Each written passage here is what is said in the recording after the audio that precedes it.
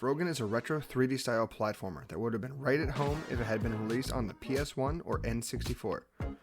I love the retro artwork, the music, and the sound effects.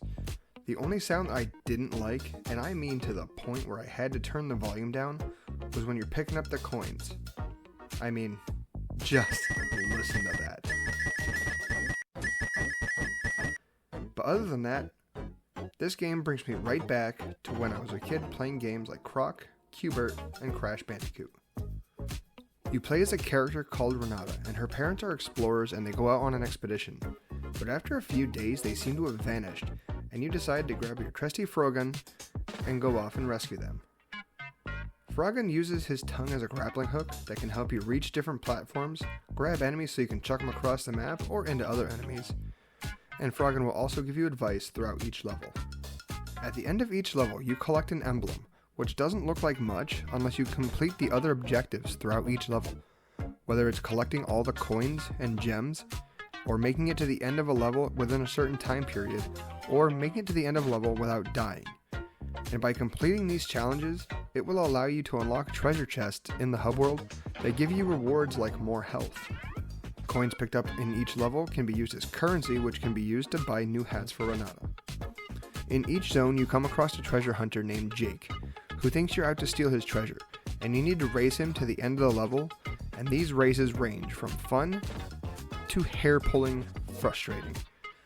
Sometimes Jake does get in your way and he stuns you, and the amount of time where he's touched me while I was in the air, causing me to fall and have to restart the race over again, was infuriating. After beating Jake to the end of the level, you do get a chance to go back through and get any collectibles you may have missed before finishing. This game is actually really challenging, and for some reason I wasn't really expecting that. And I think some of the difficulty might have to do with the character's movements feeling really heavy. I mean, you can't jump very high and you can't jump very far. I also felt that the controls were a little stiff, and Renata's movements were quite slow, but that really isn't an issue until later levels when the difficulty starts to pick up.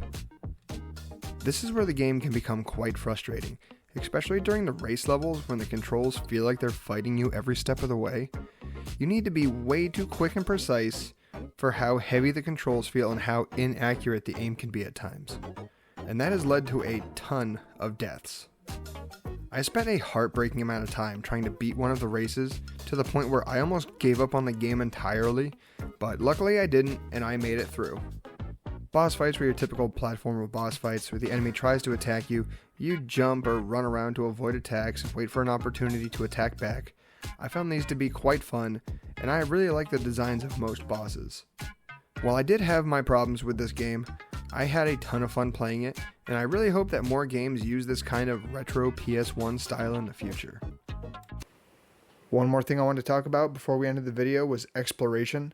There are a ton of nooks and crannies in this game, so make sure you're exploring everywhere. And if you made it this far into the video, I really appreciate it. Hit that like and subscribe button, and I will see you next time.